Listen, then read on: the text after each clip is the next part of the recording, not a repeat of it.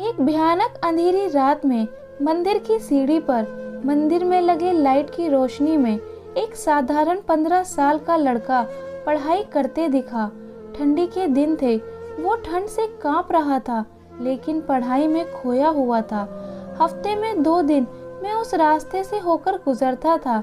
दिन में कभी वो नजर नहीं आता। मुझे काफी जिज्ञासा होती थी उसके बारे में जानने की।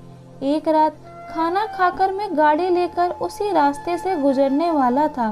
सोचा जाते जाते कुछ पार्सल लेकर जाऊंगा उसके लिए। मैं पार्सल लेकर गाड़ी से उस मंदिर के पास पहुंचा। लड़का सीढ़ियों पर बैठकर हमेशा की तरह पढ़ाई कर रहा था। मैंने गाड़ी रोकी और उसके पास गया।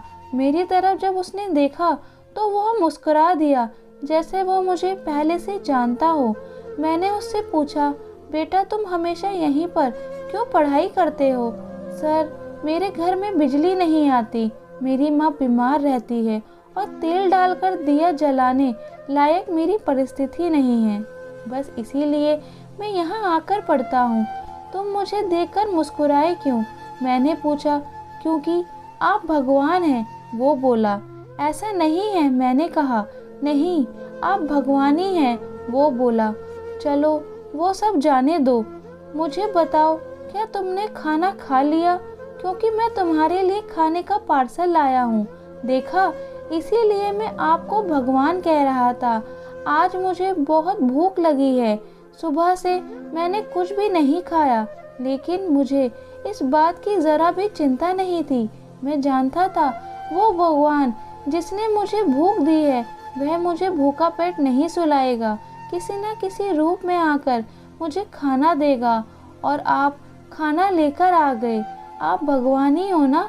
मेरे पास कोई शब्द नहीं थे। अनजाने में ही मेरे हाथों पुण्य का काम हो रहा था। हर दिन कर्जे में डूबे होने के कारण ऊपर वाले को, उस भगवान को कोसता था।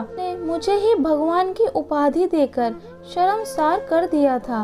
आधा खाना खाकर उसने आधा बचा लिया और मुझसे बोला कि सर आप 5 मिनट यहीं ठहरिए, मैं यह खाना मेरी माँ को देकर आता हूँ।